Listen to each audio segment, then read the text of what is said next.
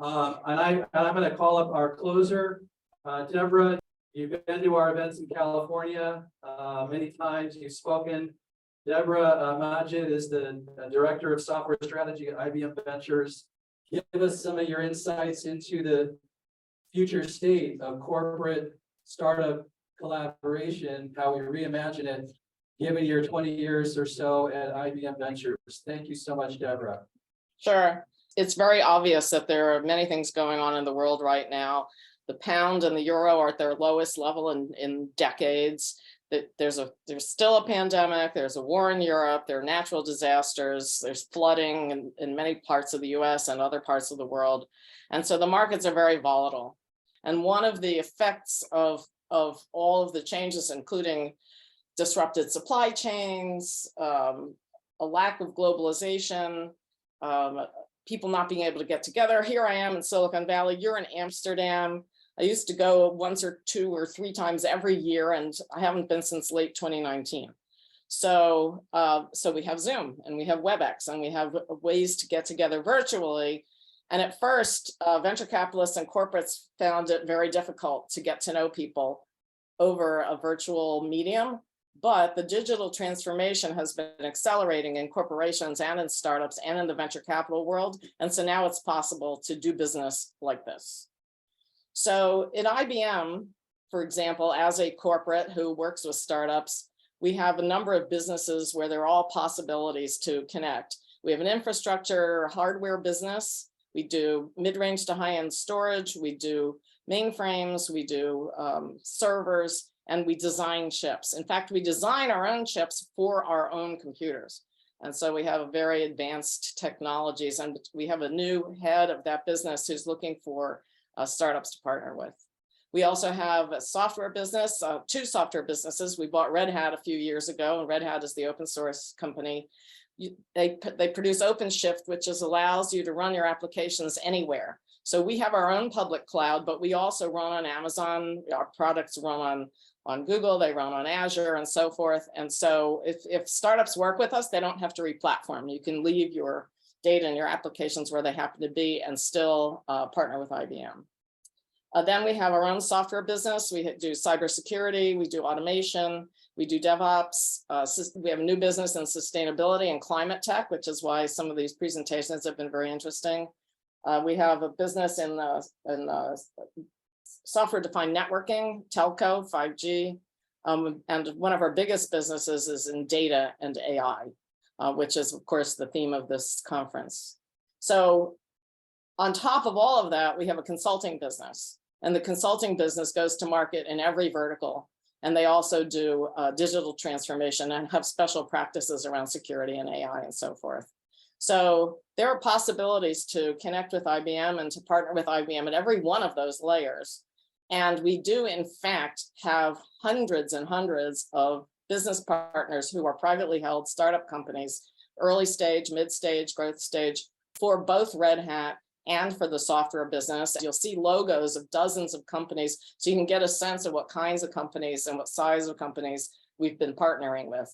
We do lightweight co-sell, we do reseller agreements, we do OEMs. Once in a great while, we do a JV or something else like that. And so there are a lot of different possible models, all of which can be negotiated when you start to work with us or with any other large corporation. You have to always keep in mind that it's important to have your own goals in mind and your own roadmap, and don't get derailed from that, and make sure that the relationship you have with a partner is mutually beneficial, not just for the benefit of the partner or yourself. Everybody has to benefit from it, otherwise it doesn't work.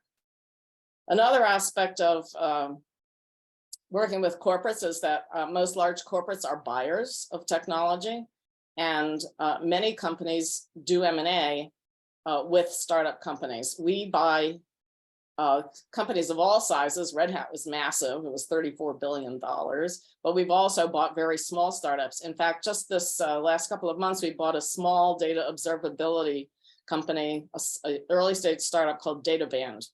And so we do one or two acquisitions every month, and about a third of them are with startups. We also invest. We just started doing minority equity investing earlier this year.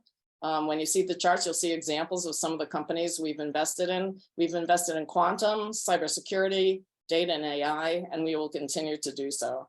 And so there are multiple touch points with corporations, investment, M&A, partnerships, and by using the network, by having a drink with the people over there, you can get the connections you need to be able to work with corporates, find the people you need. Your investors, if you have investors, will help make the right connections. People like Christopher and myself can do that. If you continue to go to these events, go to Web Summit, you know, go to Slush. I really like Slush, by the way. So if you go to some of these events, and the next web, that's a great one too, in Amsterdam. So if you go to some of these events and do the networking and meet people, you know, I was shy as a child. I had to force myself to walk into a room full of strangers and work the room, but you got to do it. And that's one of the ways that you'll be able to make the connections and find ways to partner with the corporates. They can be on your board, they can be investors, they can just be, you know, somebody who's helpful. There are a lot of people who have been successful and they like to give back to the community, and they do a lot of things just to be helpful. And so, you know, don't be shy about asking for the things that you need. And that's my story. Thank you. Thank you so much, Deborah. Thank you so much. I would just have a drink for me. Yeah, right on, right on. Well, listen, this was I thought that this event had the content and the people to be the best thing that we've done in the last 10 years. I do think in terms of the people that are here, the solutions we discussed, the concepts that we're bringing, I really still believe that. We were here today to reimagine corporate transformation and startup growth and how we can do this, because we just know we have to get better. There's no doubt about it. We can make money, but we also have to steward it.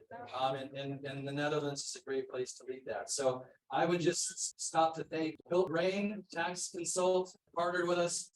We had Chateau Valdez, the winery, great creators, the hosts. Oh my gosh, Sports Women AI, Holland International Distribution Council, the Hague Business Agency here, and producer of Ukraine with the bank. We have like 10 great companies. We have World Startup Factory. We also have some friends in the room from the Ukrainian consulate over here. And we are going to thank them for coming, and we want to think about how we can do something in the spring. We already have Rotterdam interested. The Hague, I think, is interested. If anyone in the room would like to share thoughts on a well-being, human-centric AI and deep tech idea for corporates and startups in the spring and May.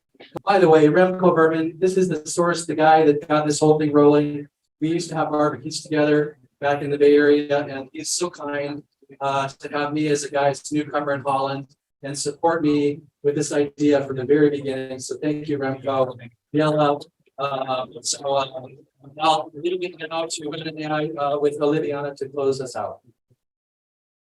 I'm going to be really quick, and I'm going to tell you there's lots of food and have some drinks. We have a DJ that's joined us. So let's party, and we'll see you all at World Summit AI. If you haven't gotten a free ticket, let the Women in AI team know. We can help you get that. So see you the next 2 days. Bye.